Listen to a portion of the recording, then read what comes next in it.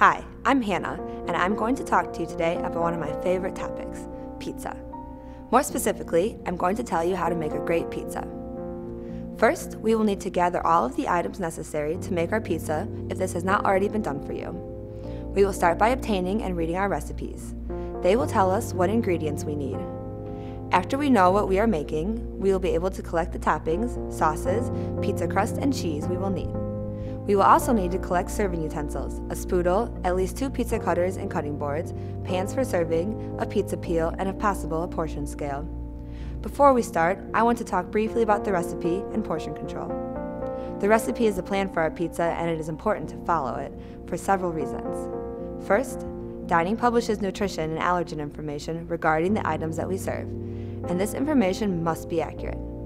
Second, changing the items or portions can impact the flavor, appearance, baking performance, and cost of our pizza. Our recipes have been tested and adjusted to make the best pizza at an appropriate cost. While it is not feasible to weigh the portions on every pizza, you should weigh the portions on the first few each day. This will help you visualize what a properly portioned pizza looks like. Please ask your supervisor about where to find a scale and how to use it. Okay, let's begin. First, we will need to wash our hands and put on some fresh gloves. Then, we will sauce the pizza. It is best to use a spoodle that only holds the amount of sauce listed in the recipe.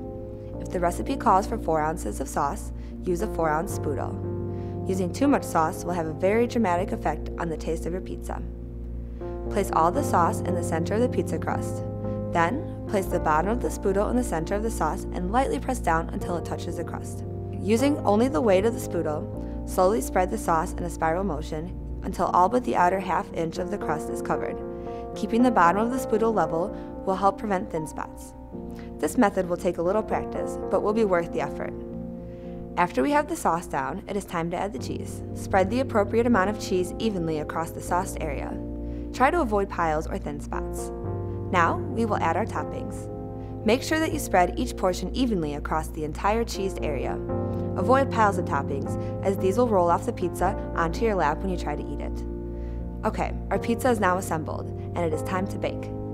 Using a pizza peel, gently place the pizza in the oven. If you're using our deck oven, you will want to select a spot that was not recently used for other pizzas.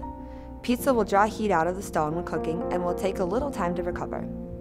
When using a deck oven, you will also want to turn the pizza a half turn during the cooking process to ensure even cooking. This can be done using a peel and a quick flick of the wrist.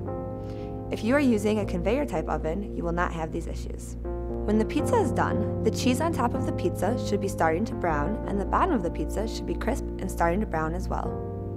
Check with your supervisor for the appropriate time and temperature for your oven. After the pizza is done, you should remove it from the oven using your peel and place it on a cutting board.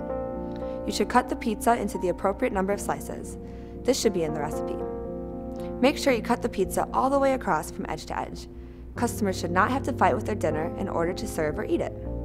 Ideally, you should have a different cutter and board for each type of pizza. This will prevent cross-contamination for those who can't eat meat, seafood, or have allergies to specific toppings. At a minimum, you need 2, one for meat pizzas and one for vegetarian and vegan pizzas. It is important to respect the beliefs and choices of our customers. After it is cut, slide it onto the correct serving pan and serve it. Okay, there you have it. If you have any questions, make sure to ask your supervisor. Thanks for watching.